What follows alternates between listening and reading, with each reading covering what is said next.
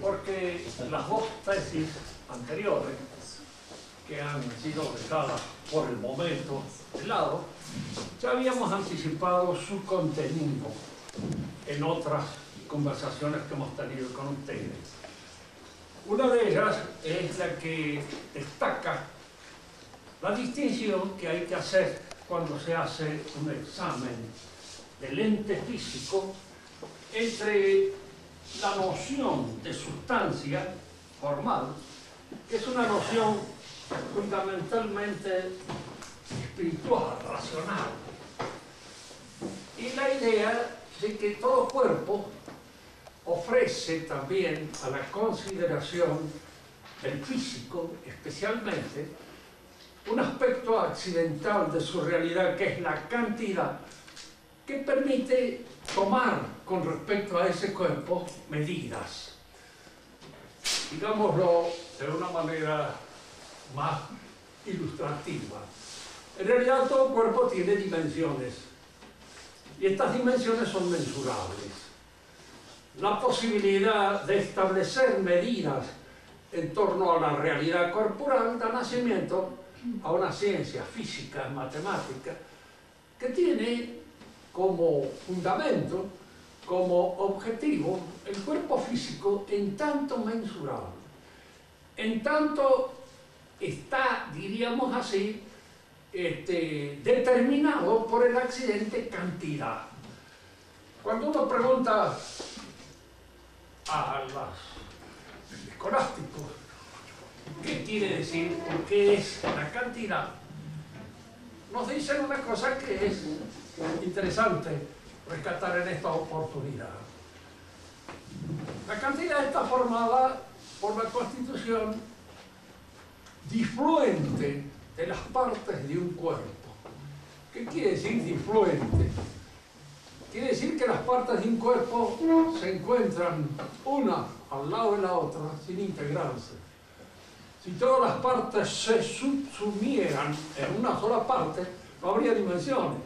Pero como las partes constitutivas de un cuerpo no se subsumen en una sola, sino que se realizan, se constituyen una al lado de la otra, forman al mismo tiempo la cantidad de este cuerpo, que puede ser esa cantidad continua, en el caso que da nacimiento a la geometría, o discontinua en el caso que da nacimiento a la matemática.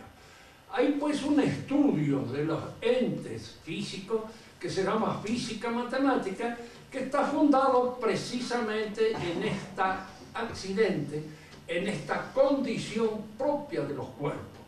La ciencia física matemática se funda en esta, pero no son las únicas ciencias físicas, porque se puede también hacer una investigación en torno a las realidades constitutivas del ente físico, fundándonos en la noción de causa o de forma sustancial, y que esto era el elemento propio de la física tradicional aristotélica. Esa enorme discusión que se suscita en la Edad Media en torno a la nueva física que se viene constituyendo. Fíjense que tanto Galileo como Copérnico como Newton son herederos en alguna medida de especulaciones físicas que ya se habían hecho en la Universidad de París y en la Universidad de Oxford con mucha antelación. Y existen una serie de nombres que han sido rescatados especialmente por el estudioso de la física Pierre Diane en Francia, que son nombres que han anticipado en gran parte las ideas que posteriormente han sido desarrolladas por Galileo, por Copérnico y por Newton inclusive. Es decir, muchas de estas cosas eran ya conocidas con una cierta anticipación desde el siglo XIV en la Universidad de París y en la Universidad de Oxford.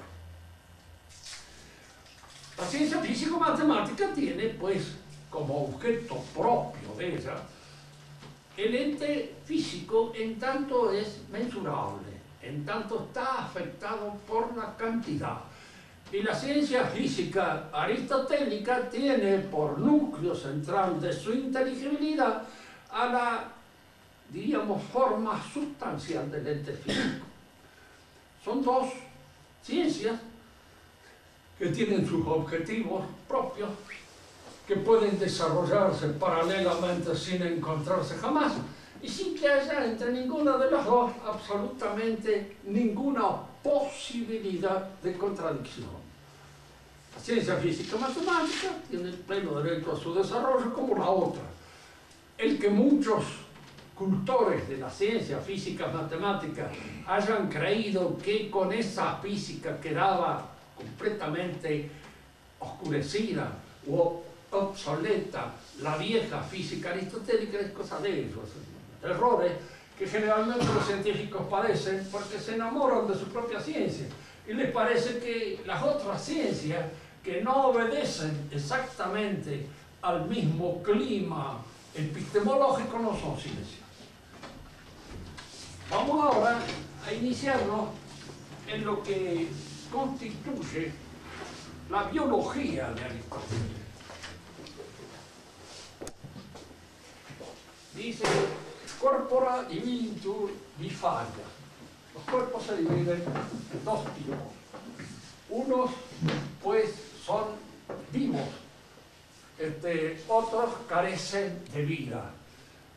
En los vivientes hay en el mismo sujeto la parte más moviente y hay una parte movida. Por ser, tiene una parte moviente y una parte movida. La forma sustancial del animal lleva el nombre de alma y requiere una originaria disposición de otras partes heterogéneas que constituyen el resto del cuerpo. ¿Por qué decimos que esta parte del pensamiento de Santo Tomás corresponde más bien a la biología que a la psicología? Fíjese que las ideas de Santo Tomás a este respecto, aunque se encuentran en muchas partes de sus obras, están especialmente expresadas en los argumentos que hizo cuando consideró el estudio del alma de Aristóteles. Pero la noción de alma en Aristóteles apunta a este principio vital que anima a los cuerpos vivientes. El alma es lo que anima a los cuerpos vivientes. Y los cuerpos vivientes son, en el pensamiento de Aristóteles, de tres clases, según las características de este principio vital que los anima: los vegetales, los animales y el hombre. Si alguien de ustedes pregunta si en el pensamiento de Aristóteles y de Santo Tomás los vegetales tienen alma, sí que sí. En el pensamiento de ellos el vegetal posee alma, es decir, posee un principio que lo anima, igual que el animal y como el hombre. La distinción entre unos y otros de estos principios vitales se hará a partir, diríamos así, de la observación del ente viviente. ¿De dónde parte nuestra consideración o la consideración tomista y aristotélica del ente viviente? De la observación, de los hechos. ¿Cuáles son las características del ser vivo? ¿En qué se distingue el ser vivo de aquel que no lo es? En primer lugar, las características las observamos a prima facie en su comportamiento. Y en este comportamiento observamos tres tipos de movimientos claramente distinguibles. El ser vivo crece, el ser vivo se nutre, el ser vivo se reproduce. Crecimiento, nutrición y reproducción son las características fundamentales de todo ser vivo. Y estos tres movimientos son movimientos perceptibles a simple vista, por la experiencia que el hombre tiene de estos entes. Se los observa, se ve que crecen, ve que se nutren y se ve que se reproducen. ¿Cómo a partir de esta observación de los cuerpos vivientes yo llego a la deducción perfectamente lúcida y clara de que hay un principio fundamental que los gobierna, de que tienen o poseen un principio fundamental al que llamamos alma. Si yo observo que los movimientos de crecimiento, los movimientos de nutrición y los movimientos de reproducción de todos los seres vivos están gobernados, están dirigidos por un principio que los ordena y los limita según exigencias de la especie, me doy cuenta de que hay un principio ordenador, un principio que establece el vínculo entre estos movimientos. Quiero decir, un ser vivo no crece hasta que revienta, ni se nutre hasta que se muere, ni se reproduce en cualquier momento de su existencia. Hay en el movimiento de crecimiento, hay en el movimiento de nutrición y hay en el movimiento de reproducción una regulación. Y esta regulación significa gobierno. Y el gobierno en estos principios está dado precisamente por el alma. Los vegetales crecen, los vegetales se nutren y los vegetales se reproducen. Y estos movimientos en los vegetales están, diríamos, formalmente e intrínsecamente contenidos en el alma del vegetal. El alma del vegetal produce estos movimientos. El vegetal crece de conformidad con ciertos movimientos a los que los botánicos llaman trópicos. Geotropismo positivo, el heliotropismo, que permite la respiración a través de las hojas. Todos estos tropismos significan movimientos propios del vegetal, que se mueven, se realizan, se ponen en ejecución frente al estímulo inmediato que cada uno de ellos sufre en la situación en que se encuentra. Así el geotropismo es la inclinación o el movimiento propio de las raíces hacia la tierra, que es la que favorece la nutrición del vegetal. Diríamos que en el vegetal hay otros tropismos más que explican su crecimiento. Y al mismo tiempo hay movimientos que explican su manera de reproducirse. En el vegetal hay una reproducción que no se produce por una selección, ni se produce por lo que podríamos llamar un eros de las plantas. A pesar de que las flores son muy bonitas y que pueden atraer a las abejas y que las abejas luego, diríamos, favorecen la reproducción de las plantas, no hay en ellas que nosotros advirtamos ninguna inclinación erótica especial. Hay botánicos que son en este sentido más románticos y que encuentran indudablemente esta cierta inclinación en el erotismo vegetal. Pero yo creo que hay aquí más imaginación que conocimiento cabalmente tal. Entra allí un poco más la poesía que el saber auténticamente científico. El vegetal es el ser que se encuentra en un medio, en un ambiente. Diríamos así, está fijo en él, está detenido en él, recibe todas las influencias del ambiente, no puede modificarlo. Si el ambiente se le hace difícil, pues padece hasta la muerte las dificultades que el ambiente le produce. El animal tiene otro principio que afecta a todos estos movimientos.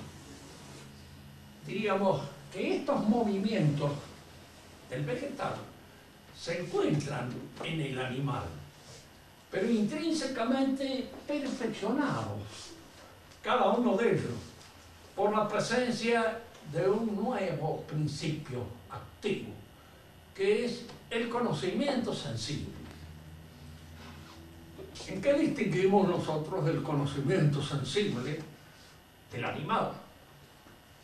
Eso que en los animales superiores, en aquellos que nosotros podemos observar con mayor competencia, como pueden ser los caballos, como puede ser el perro, Santo Tomás, siguiendo el pensamiento de Aristóteles, distinguía en ellos una cierta aptitud que llamaba estimativa.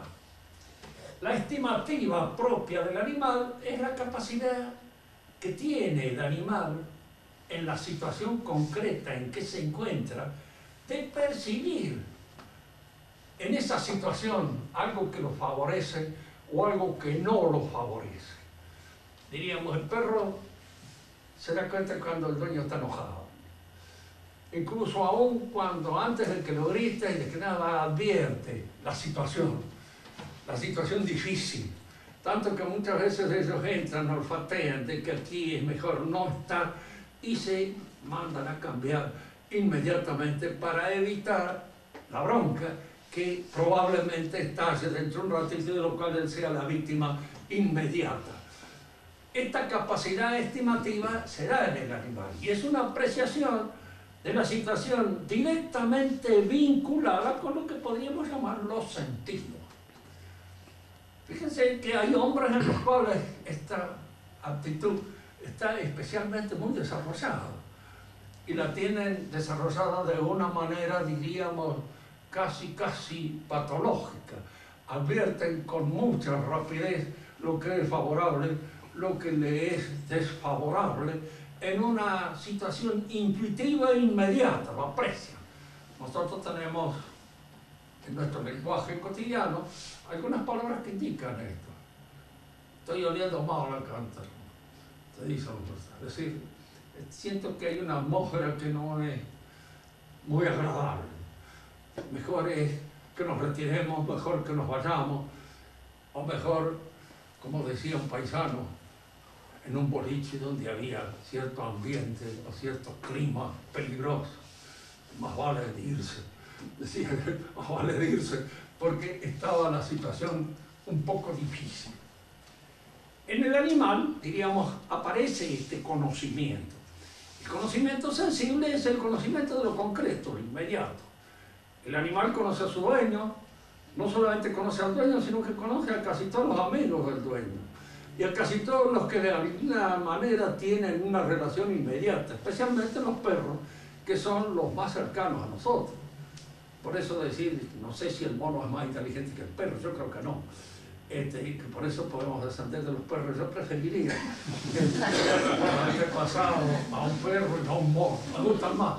De alguna manera están más relacionados con nuestra familia y tienen más vínculos familiares de servidumbre. El perro ve estas situaciones, las aprecia, y tanto que en fin, uno puede estar mucho tiempo sin ir a la casa de una persona a la cual ha ido o ha concurrido algunas veces, y cuando uno va, el perro lo conoce. Así hace bastante tiempo que no esté en contacto con él. Y este conocimiento es un conocimiento de apreciación inmediata, a través misma de los sentidos. Nosotros no conocemos muy bien cómo funciona esta capacidad de captación del animal, pero indudablemente la advertimos en nuestra relación con ellos, y la advertimos muy clara y muy agudamente, sobre todo en los animales superiores, en especial en el perro, porque yo creo que es de todos los animales el que está más cercano a nosotros, el que está más, tanto que es también a su vez el más vicioso, el más corrompido y de alguna manera aquel que más fácilmente se desvía de sus inclinaciones naturales. En el animal no solamente está, diríamos, este desarrollo que se da en el crecimiento, crece en volumen, como crece el vegetal. Y un vegetal nosotros lo apreciamos generalmente por su volumen, su altura, su grueso, su ancho. Todo eso que indica el buen desarrollo de una planta determinada. En el animal también apreciamos nosotros este crecimiento, pero apreciamos otro, que es su destreza en la habilidad específica que él desarrolla, cosa que en el vegetal no se da. El animal se adiestra, y en este adiestramiento alcanza, diríamos, hacia una perfección que a veces excede los límites fijados por su naturaleza. Hay animales más diestros, más hábiles que otros, para la caza, para el descubrimiento del enemigo, mejores ratoneros que otros, mejores cazadores de zorrinos, mucho más hábiles para cazar el zorrino y evitar que el zorrino los orine. Hay algunos que logran en ese sentido una gran habilidad que otros no tienen. Y de alguna manera esto indica que hay entonces en el animal incoactivamente un principio de educación, al que podemos llamar, en vez de educación, como le llamamos al nuestro, adiestramiento. Fíjense que en la vida humana después vamos a descubrir la diferencia que puede haber entre el adiestramiento y la educación. Porque hay un adiestramiento, me adiestro en el manejo de un arma, me adiestro en el manejo de un automóvil, me adiestro en el manejo de cualquier otra cosa. Indudablemente esto puede ser incluido en el proceso total de la educación, pero hay que distinguirlo. Y ya lo vamos a distinguir cuando hablemos de los hombres. En el animal hay pues un crecimiento que es físico, pero a la vez hay un crecimiento que es de su adiestramiento específico. Y el animal para nosotros tiene valor no por el desarrollo físico, no porque es más grandote o porque es esto, sino por aquella habilidad que es capaz de desarrollar dentro de las aptitudes de su especie. Y esta habilidad es la que fija en él las condiciones del adiestramiento.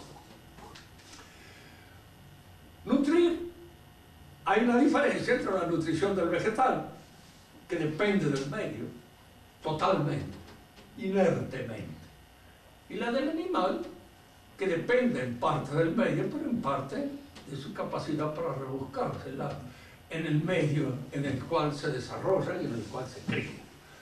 Por eso podemos decir, parafraseando a Ortega y Gasset, que el vegetal tiene su ambiente y el animal crea su ambiente, tiene en cierto modo su mundo. Este mundo en el cual se mueve el animal puede ser a veces muy pequeño, muy reducido.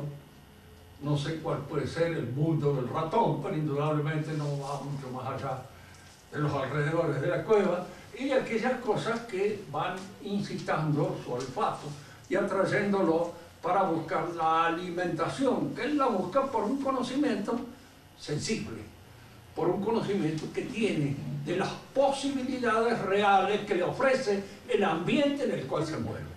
Estos ambientes a veces pueden ser inmensos, pónganse el ambiente geográfico en que se mueven las golondrinas, el ambiente geográfico en que se mueven otros animales migratorios que van de un lado para otro y que a veces atraviesan distancias inmensas para ir buscando el hábitat que les conviene y que les corresponde.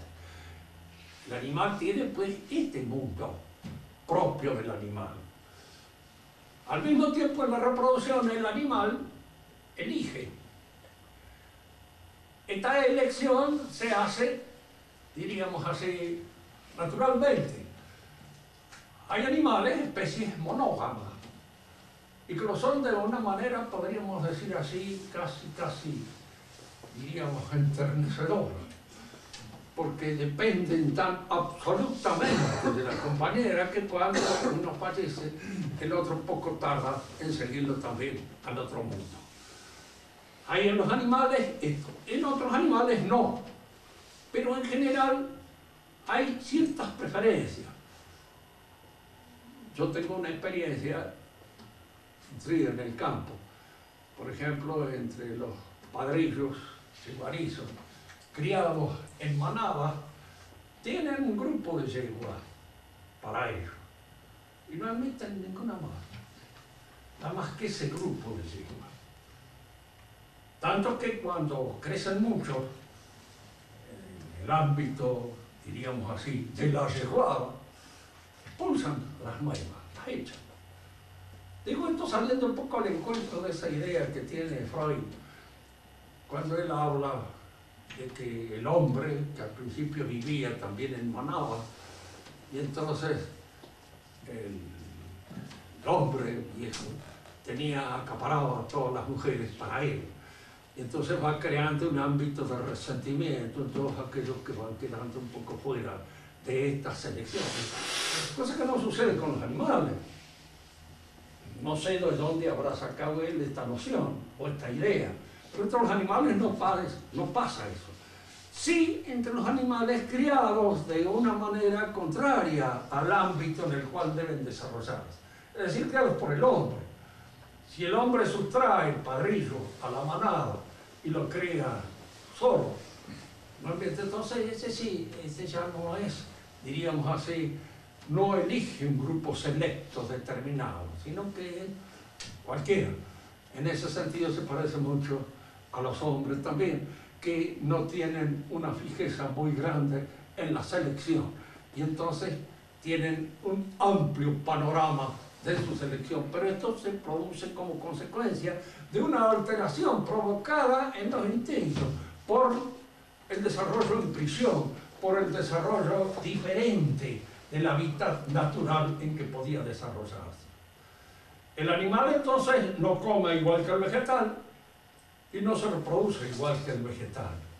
Tiene elección. Hay en el animal un principio de eros. Este principio de eros en algunos se da con mayor preferencia que en otros, pero de alguna manera en ellos se establece. Y este eros está determinado, fijado por el crecimiento de cada uno de ellos. No aparece en cualquier época, ni se limita, diríamos así, a cualquier espécimen del sexo opuesto, sino a aquellos que están precisamente en condiciones de poder procrear. El principio entonces que difiere al animal del vegetal es este del conocimiento sensible. Y aquí es donde el pensamiento escolástico, esto no está en Aristóteles, ni está en Santo Tomás tampoco, pero está en los seguidores de Santo Tomás, y que de alguna manera son los que han colaborado en el perfeccionamiento de esta línea de pensamiento. ¿Cómo se encuentran estos tres principios fundamentales dentro de este nuevo principio que viene en alguna medida a perfeccionarlos intrínsecamente con una perfección nueva? De tres maneras puede estar una cosa en otra, dicen los escolásticos: virtualmente, formalmente o eminentemente. Cuando una cosa está virtualmente en otra, pues cuando está en potencia, como el árbol en la semilla. En esta semilla de olmo hay un olmo indudablemente contenido, pero ese olmo está virtualmente en esta semilla. Formalmente está cuando está con todas las perfecciones que le corresponden por naturaleza. Si ustedes ponen un bisturí en mis manos, ese bisturí es un bisturí y está formalmente en mis manos. Pero indudablemente si lo colocan en las manos de un buen cirujano, allí está eminentemente contenido. ¿Por qué? Porque intrínsecamente el instrumento está perfeccionado por el hábito del cirujano. Y el hábito del cirujano, al manejarlo, introduce en el instrumento la perfección de su ejercitación, de su conocimiento. Le da a ese instrumento una perfección que formalmente no tiene, pero que la tiene cuando se encuentra en la mano de aquel que en alguna manera sabe llevarlo adelante. Supongamos, por ejemplo, estos tres movimientos que en el vegetal se encuentran formalmente determinados, porque el vegetal crece, se nutre y se reproduce. Pero en el animal están intrínsecamente perfeccionados por el conocimiento. Y entonces están eminentemente contenidos en el conocimiento del animal. El animal crece de una manera más perfecta que el vegetal, porque no solamente crece en volumen, no solamente crece físicamente, sino que se adiestra y crece en aquella capacidad específica que lo determina como especie. La reproducción lo mismo. En el vegetal se da pues de una manera formal, se reproduce de acuerdo con las leyes propias de su naturaleza. Pero en el animal hay ya un principio de ego, un principio de selección. Bien, acá entramos nosotros ahora en el hombre. ¿Cómo estos tres movimientos se dan en el hombre también? Están en él. más todavía está el conocimiento sensible. Pero acá es donde aparece en el hombre un nuevo principio, que en alguna medida entra en la constitución, en el desarrollo, en el perfeccionamiento de todos estos movimientos. Y este nuevo principio es lo que nosotros podemos llamar el alma racional, pero también podemos llamar, de acuerdo con una nomenclatura tal vez más moderna, pero que tiene su tradición, el espíritu. En el hombre hay espíritu. Y el espíritu es un principio que de alguna manera va a intervenir en la economía de todos estos movimientos. Y al intervenir en la economía de todos estos movimientos, los hace partícipe de su perfección propia. Aquí es donde conviene examinar esto. Es decir, el hombre no crece como un vegetal, ni tampoco solamente como un animal. Al decir que crece como el hombre, reiteramos una verdad que está fundada, pero crecer como un hombre significa alcanzar una perfección que es propia, aquella que está señalada por el espíritu del hombre, que es el conocimiento. Y a través del conocimiento, el hombre penetra en la inteligibilidad del mundo. Y en alguna medida, a través de esa penetración en la inteligibilidad del mundo, se pone en contacto con la inteligencia divina, penetra en la inteligencia divina. No se olviden aquel dicho tradicional de la Iglesia: toda autoridad viene de Dios, pero toda autoridad se funda en el conocimiento. Nadie habla de la autoridad de un caballo, nadie habla de la autoridad de una avalancha, aunque tienen poder, no tienen autoridad. ¿Por qué? Porque no tienen conocimiento. Porque la autoridad lo da el conocimiento. Y como el conocimiento es participación de la inteligencia humana, de la inteligibilidad de las cosas creadas por Dios, es participación de la inteligencia divina. Y por eso esta participación de la inteligencia divina puede ser mayor o menor. Y esa mayor o menor cuantía de la participación de nuestra inteligencia en la inteligencia divina es la que hace una mayor o menor autoridad. Es la que da una mayor o una menor autoridad. Y por eso la Iglesia, cuando dice que toda autoridad viene de Dios, no quiere decir que viene Dios acá y le dice: usted tiene, lo señala con el dedo. Generalmente no sucede eso. ¿De dónde nace la autoridad? Del conocimiento. ¿Y el conocimiento de dónde nace? De nuestra participación en el conocimiento de las cosas establecidas por Dios, de la naturaleza de Dios. Y ahí es donde surge la autoridad. Después hablaremos un poco más extensamente de esto. Por el momento nos limitamos a exponer esto. ¿Cómo este nuevo principio interviene en todo esto? El hombre crece, pero crece como hombre. Y este crecimiento como hombre significa, diríamos así, la inserción del hombre en este mundo de la cultura, que tiene dimensiones extrañas que los animales no conocen. Los animales no tienen historia. El hombre tiene historia, conoce historia, conoce lo que sucedió y conoce lo que está pasando en un ámbito más o menos amplio, según su información, según su capacidad de ponerse en contacto con el mundo en el cual está viviendo. Y este mundo en el cual el hombre vive es un mundo lleno de significaciones. Yo soy miope en un grado bastante grande, pero veo más que un lince, porque en un momento determinado el lince puede no ver que ustedes lo están escuchando, lo están atendiendo, lo están mirando, o están pensando en lo que ustedes dicen. Y esas cosas, esas significaciones nosotros las observamos alrededor nuestro. Lo vemos. Vemos en la cara del fulano tal si tiene cara de gente decente, si tiene cara de sinvergüenza, si tiene cara de cualquier cosa. Observamos, vemos. Cada una de esas cosas se nos manifiesta, los rasgos. Y esas cosas son apreciables. Por eso que en el animal se llama estimativa y que en el hombre Santo Tomás la llama cogitativa, porque está dependiendo no solamente de los sentidos, sino también de la inteligencia concreta en el acto mismo del conocimiento.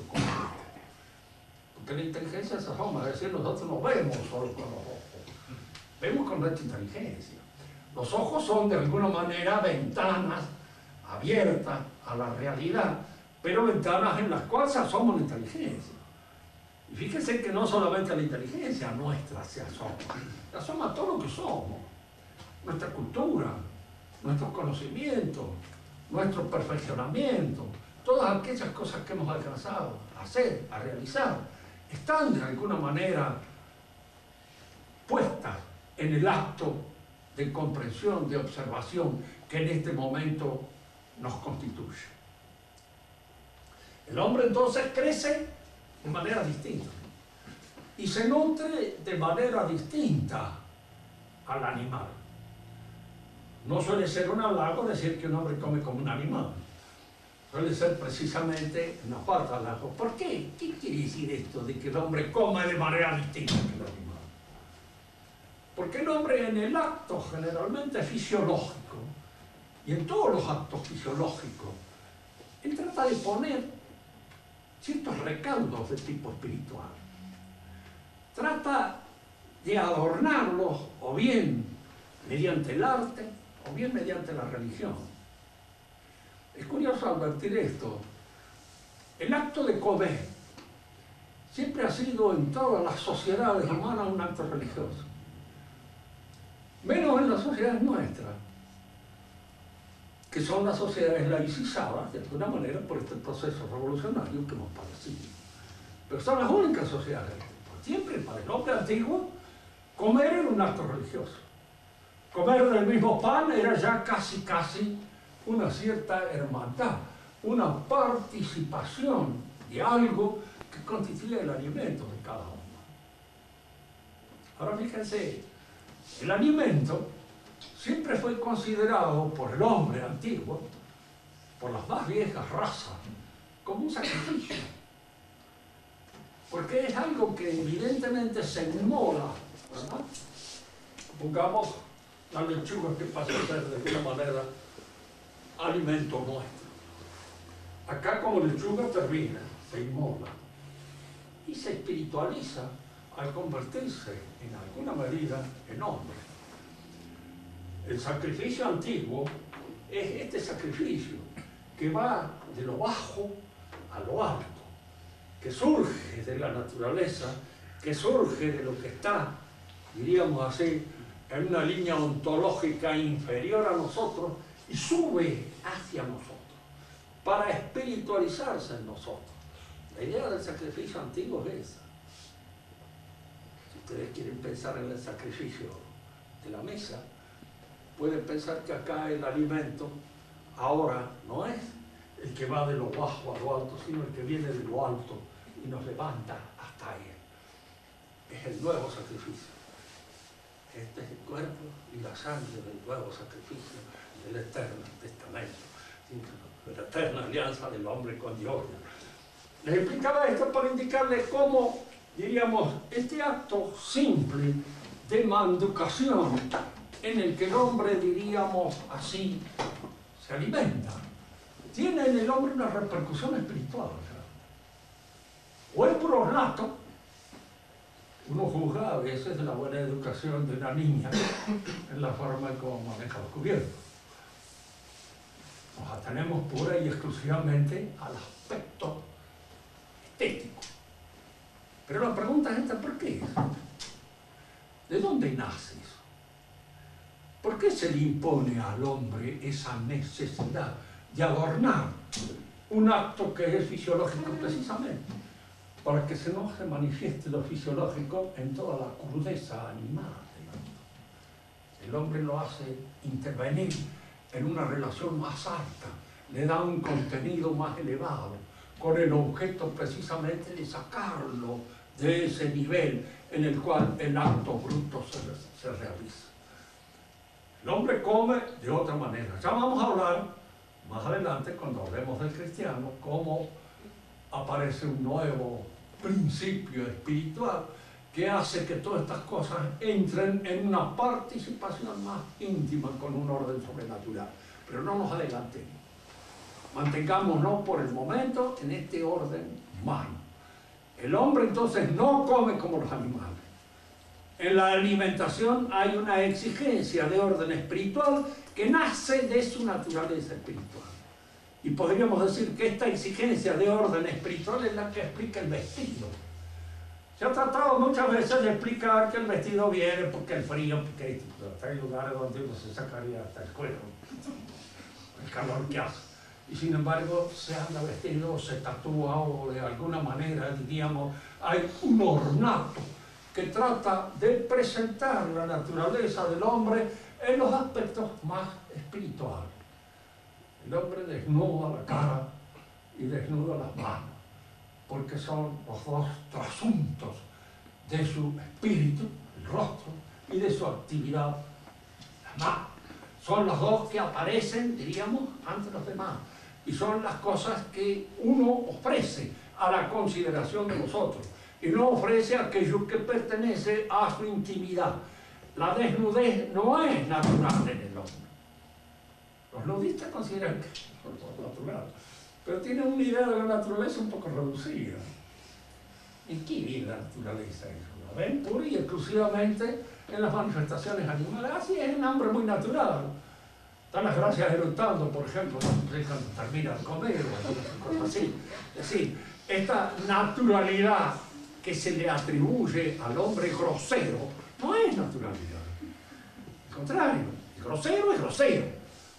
Lo natural en el hombre es, de alguna manera, la manifestación de las exigencias espirituales, a través de las cuales aparece configurada la situación biológica. Y cuando nosotros entramos en el terreno de la reproducción, el hombre, con más razón, tenemos que tener en cuenta eso. Cuando alguien nos dice, ¿el hombre qué es? ¿Monógamo o polígamo? Naturalmente hablando, no es ni una cosa ni otra. Pues el polígamo, pues el monógamo. ¿Qué es la monogamia? Un ideal moral. Un ideal moral. Porque es la relación de una persona con otra. Y una persona con otra se relacionan, diríamos, teniendo en cuenta los movimientos totales de su naturaleza. Y la naturaleza no es solamente el deseo sexual, es también la relación con otra persona. Eso que en el buen latín viejo se llamaba la aptitud para la conversación, cuando Santo Tomás habla de la prohibición del insecto, por ejemplo, él dice que es algo grave, feo, porque impide la conversación. Y al decir que impide la conversación, uno mismo estaba, yo me acuerdo de haber consultado con algunos más preparados que yo en materia de latín. Es decir, ¿qué es lo que se quería decir con él? Y la relación es que esto, de que hay una relación espiritual que exige por parte de uno que no haya el trato sexual entre las personas que tienen esa relación espiritual. Porque el trato sexual trae como consecuencia otro tipo de relaciones, que no es solamente aquella en que debe mantenerse entre un padre y una hija, o un hijo y una madre, entre los hermanos o entre cualquier otra persona, en los cuales el tipo de comunicación debe ser sostenido en un nivel de mayor altura espiritual. Y a esto se refiere eso de la conversación. El hombre no es ni polígamo ni monógamo, por naturaleza, así, digamos, instintivamente. Puede ser una cosa u otra, pero lo es por el ideal moral. Y es en el ideal moral donde interviene este movimiento propio de lo que podríamos llamar el principio espiritual del alma humana, que exige que en esa relación con otra persona humana se tengan en cuenta todas las consideraciones. Me acuerdo que a veces, como vivimos en una época que casi la práctica del amor libre es corriente, no se hacen las cunetas de la calle, pero en cualquier momento lo vamos a ver, de manera así que nos llame demasiado la atención. Preguntámonos, ¿por qué tiene que casarse? Porque el acto de la relación de un hombre y una mujer es social. ¿No entendía usted que social, el que se casa es un hombre que tiene toda la naturaleza y todos los impulsos de la naturaleza? Y entre los impulsos de la naturaleza está la sociabilidad. El hombre elige, y al elegir una mujer, indudablemente, diríamos, cae en un matrimonio. Y el matrimonio tiene por efecto la constitución de la familia, y eso es la incorporación a un orden social al cual pertenece. Hay que tener en cuenta el orden social, claro que sí, si no nosotros caemos en un individualismo anárquico que vaya a saber a qué consecuencias nos lleva. Y si el acto es religioso, bueno, con más razón todavía. ¿Por qué? Porque el hombre está en relación con Dios. Y lógicamente esta relación con Dios implica todos los actos del hombre. De manera que todos los actos del hombre están en una relación de religación con Dios. Y por eso también el matrimonio en el hombre no solamente debe ser un acto social, sino también un acto religioso. Es físico y social y religioso. Todas estas dimensiones que entran en la composición de la sexualidad humana, del erotismo humano, son dados precisamente por el espíritu.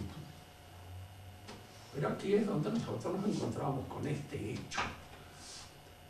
El espíritu, los actos espirituales, una de las condiciones de los actos es su libertad, por libre. Fíjese que en la actualidad hay una tendencia en la enseñanza del magisterio de la Iglesia a considerar el acto libre como determinante del acto espiritual. Hacerlo más importante que no, el acto libre es el acto espiritual. El acto espiritual en sí es lo importante. Y la libertad es una condición de ese acto. Tomemos un ejemplo. ¿Cuándo un acto es libre? Cuando no está determinado por naturaleza. ¿Soy libre o no soy libre de aprender el teorema de Pitágoras? Claro, soy libre. ¿Puedo aprenderlo o no aprenderlo? Igual puedo seguir viviendo sin aprenderlo. No interesa que lo aprenda. Es un acto que puedo decir está librado a mi libertad. Puedo aprender o no aprender. Puedo entender que Jesucristo es Dios o puedo no entenderlo. En ese sentido soy libre. Puedo ni querer entenderlo. ¿Por qué? Porque muchas veces no quiero entender ciertas cosas por las exigencias que traen implícitas. Ah, no, con eso no me meto porque eso me trae como consecuencia el tener que hacer. Me obliga a esto, me obliga a esto otro, me obliga a aquello.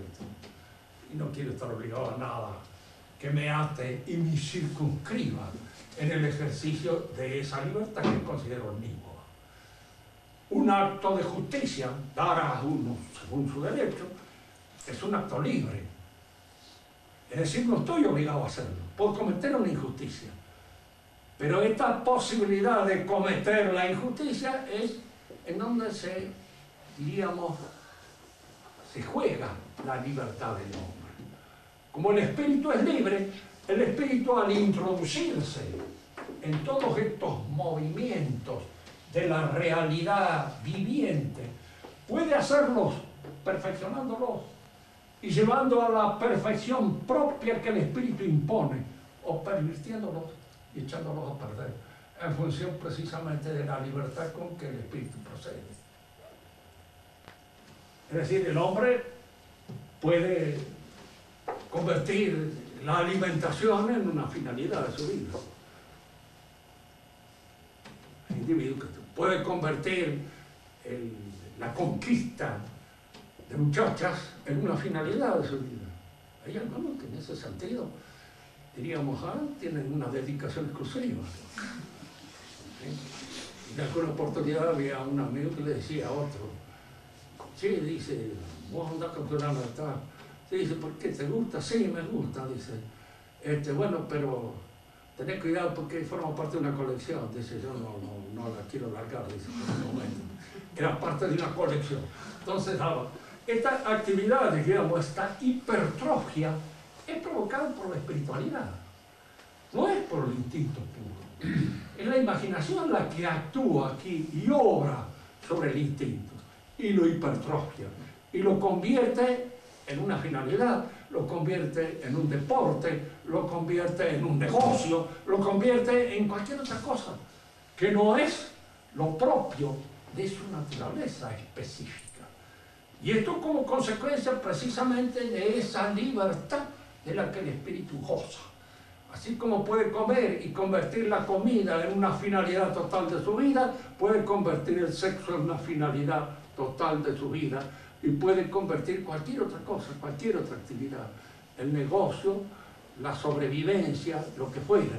Todo eso se convierte al fin de cuentas en una especie de fin y objetivo que lo saca, lo arranca de sus quicios y lo lleva a diríamos, a una exageración en toda su actividad vital. Esa es la capacidad del espíritu. Por eso cuando nosotros decimos cómo se encuentran estos movimientos dentro de este principio espiritual, pues necesariamente tienen que estar intrínsecamente perfeccionados por las exigencias espirituales. Pero pueden estar arruinados por las exigencias espirituales. Nosotros hablamos por tradición, esto ya no es un asunto pura y exclusivamente de ciencia, sino de fe, de tradición, es que el hombre es una naturaleza caída. Es decir, que es una naturaleza que ha sido arruinada en el ejercicio de su espiritualidad por preferencias valorativas inferiores. Y al ser arruinada por preferencias valorativas, tiene una inclinación a la infravaloración de las cosas. El hombre que observa a una muchacha y la está observando pura y exclusivamente, no desde el punto de vista del placer que le puede causar, sino ver si la puede vender y dónde la podría vender mejor y de qué manera podría hacer el negocio, con eso indudablemente, diríamos, echa a perder una realidad, mirándola y observándola desde una óptica pervertida, que arruina el sentido de esa realidad. Por hoy dejamos acá para pasar en la clase que viene a perfeccionar un poco más esta visión y luego ver qué es lo que el cristianismo trae de nuevo en esta visión, diríamos así, del hombre, en todos sus movimientos, porque el cristianismo lo perfecciona en todo. Si alguien me dice, pero los cristianos se alimentan igual que nosotros, somos antropófagos, comemos el cuerpo de Cristo. Y al comer el cuerpo de Cristo tenemos un alimento nuevo, un alimento que de alguna manera, diríamos, nos pone en relación con una realidad sobrenatural a través de un movimiento vegetativo que es el de la nutrición. El matrimonio cristiano es otra cosa que el matrimonio común, corriente. Y el crecimiento del cristiano es también diferente al natural, porque no se trata ya solamente de crecer en orden a aumentar la perspectiva del mundo en el cual uno se mueve, sino también de observar este otro mundo al cual estamos encaminándonos como itinerante y que es un mundo que nos ofrece la fe. El que quiera hacer alguna pregunta, la profesora, vos que tienes. Sí, Clarita. Confío en ti. Cuando Aristóteles habla del alma, ¿no es cierto? O sea, es la misma alma que habla Santo Tomás, eterna, todo. ¿Cómo? Es el alma como de Santo Tomás, o sea, que es eterna, inmortal Sí. o no. Bueno, hay una cosa, ¿no es cierto? Cuando Aristóteles también considera que el alma es inmortal. Hay en la enseñanza de Aristóteles una cosa que ha llevado a veces a una cierta interpretación doble. Porque por un lado considera que la inmortalidad del intelecto es único para todos. Da a entender en ciertos textos. Es como si dijéramos nosotros nos inmortalizamos al asumirlo en el intelecto agente universal. Pero en otros lados esto aparece criticado por él mismo y en cierto modo diríamos en apoyo de la posibilidad que tiene el hombre de sobrevivir a la muerte física. En función precisamente de esta aspiración al orden inteligible. No olvidemos que Aristóteles al fin de cuentas era platónico, y en Platón la inmortalidad del alma es fundamental, tanto que el hombre es el alma inmortal. Ahora, existe la posibilidad de probar, diríamos de una manera racional, la inmortalidad del alma.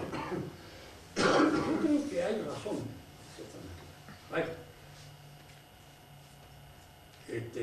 y que estas razones tienen un cierto valor que se examinará en la debida oportunidad cuando nos toque desarrollar este tema. Pero creo que hay razones que en Aristóteles estaban también, ¿sí? Porque los antiguos creían en la inmortalidad del alma. ¿Recuerdan ustedes el diálogo de Sócrates, cuando le dicen a Sócrates que él se puede salvar de la muerte porque ya tienen sobornado a la mayor parte de los que lo custodian? No se olviden que vivían en democracia, ¿sí? Entonces el soborno era casi universal. Ya habían pagado a la mayor parte de los custodios, y Aristóteles tenía la posibilidad, de Sócrates había posibilidad de ir, y él dice: ¿qué hago yo a mi edad lejos de los dioses que me criaron? ¿Y cómo me presento en el otro mundo ante las leyes que me hicieron vivir? Y él las personifica, las leyes. Personifica, las leyes son divinas en general para todo el pensamiento antiguo, tradicional y pagano. Son divinas y tienen formulación divina, nacen en el principio dictadas por los dioses o por Dios. Y Sócrates creía posiblemente en eso, pero con toda la fuerza de su espíritu. Entonces creía en eso que ni siquiera entendió la posibilidad de salvar su cuerpo. Cuando ya tenía 70 años, al fin era un chico. ¿No es cierto, padre Gabriel? El muchacho. Yo te hago una pregunta. Si la libertad espiritual, en algunos casos la libertad espiritual, si en algunos casos soy libre, como en el caso de Pitágoras, puedo entenderlo o no entenderlo. Pero en el caso de la justicia, puedo hacerlo o no puedo hacerlo, pero no hacerlo no es la misma consecuencia que no entenderlo. Entonces no soy tan libre. Sí, bueno, pero hay una cosa, ¿no es cierto? No está determinado a hacerlo. Hay una obligación moral, como puede haber obligaciones de carácter legal. Hay una obligación. Pero a veces esa obligación fácilmente se supera.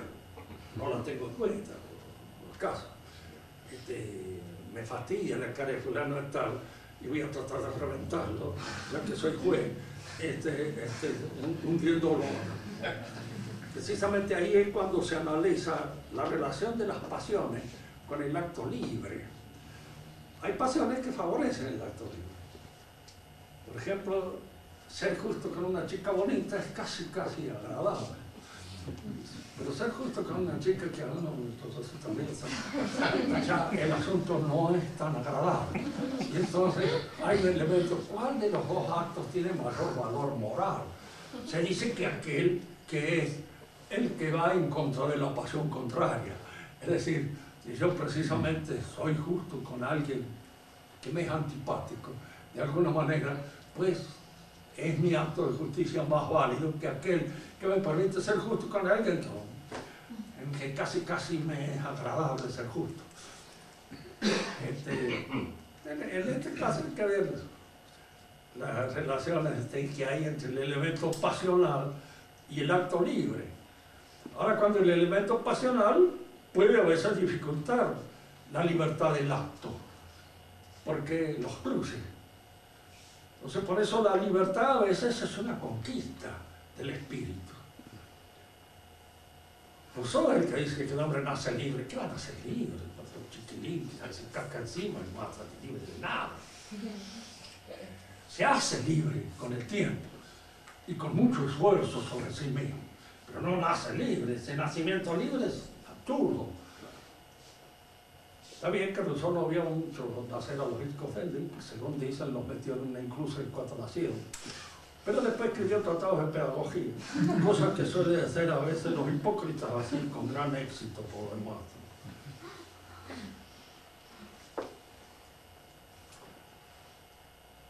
Rubén. No sé si es para esta clase o para la próxima. Usted dirá, el objeto del acto libre y qué lo perfecciona. ¿Para qué tenemos libertad? ¿Para qué tenemos libertad? Bueno, no. De hecho, el tener el espíritu es al tener la libertad. Porque el espíritu es, diríamos, una función más noble que las otras funciones que están ligadas a la actividad pura y exclusiva del cuerpo. Entonces el espíritu nos hace partícipes de alguna manera de la libertad de Dios. Dios es libre, totalmente en todos sus actos. Hace lo que quiere. Ahora, indudablemente la libertad de Dios es una libertad omnisapiente. No es la libertad de un imbécil. Porque algunos dicen, si Dios hace lo que quiere, puede hacer que un pecado no sea pecado. Lo que no puede hacer parece que usted no sea imbécil, porque hace preguntas completamente absurdas. Dios es un ser libre en que su voluntad se expresa de una manera inteligente, siempre. Entonces todos los actos de Dios son inteligentes. Están determinados por la inteligencia. Son determinadamente inteligentes, si usted quiere, porque en Él es la inteligencia indudablemente la que predomina y la que guía toda su actividad. Y entonces es una inteligencia que no es erra, es una libertad en la cual no hay fracasos. En la nuestra sí. Pero nosotros tenemos que sufrir un poco esa situación propia de los hombres que llegan a un cierto nivel en que los pecados en ese nivel son más graves que los pecados en el nivel más chico. Por ejemplo, un mal cura es peor que un mal dentista. Claro. ¿Por qué? Porque el mal dentista en fin puede arruinarle la dentadura, pero el cura le arruina el alma. Y entonces, de alguna manera, diríamos así, su acción tiene una importancia y una proyección más importante. Y por eso mismo también, al mismo tiempo, el fracaso y la libertad tienen que darse en una situación de más precavida, más prevenida. El acto es libre porque no está determinado. Nosotros no estamos determinados, por ejemplo, a salvarnos. Si estuviéramos determinados a salvarnos, esto sería jauja, ¿no es cierto? Porque peor. Por eso yo a veces tenía tentación de hacerme partidario de Taylor de Chardin, porque para él casi hay una determinación biológica salvarse. Uno va hacia el punto omega, le gusta o no le gusta, y en el punto omega termina. Es decir, que el concepto de la libertad allí está un poco oprimido bajo la idea de un elan biológico que a uno lo conduce biológicamente hacia una finalidad determinada. En la vida del espíritu no hay eso. Yo puedo entender o no entender tal cosa. Y por eso, en cierto modo, en el hombre se da, diríamos así, en razón de su naturaleza biológica, esto de la autoridad. La autoridad es aquella que, de alguna manera, me va ayudando a que mis actos libres vayan, diríamos, adecuándose a las exigencias de mi mejoramiento y de mi perfeccionamiento. Por eso están los padres, por eso están los maestros, por eso están los curas, por eso están los preceptores y todos aquellos que en alguna medida ejercen su autoridad. Y tienen la autoridad en tanto tienen conocimiento, y pierden la autoridad cuando ya no tienen conocimiento. La pérdida de la autoridad es la falta del conocimiento. La idea de un autoritarismo es una idea que está entre los chicos de de los centros de estudiantes, de la mayor parte de la facultad, que hablan de autoritarismo. No hay autoritarismo. Nadie se pasa inteligente. Hay mandonismo. Es decir, el mandón es aquel que precisamente carece de inteligencia y manda de una manera imbécil. Entonces, como manda de una manera imbécil a hacer cosas imbéciles, transfunde y proyecta la imbecilidad a los cuatro años.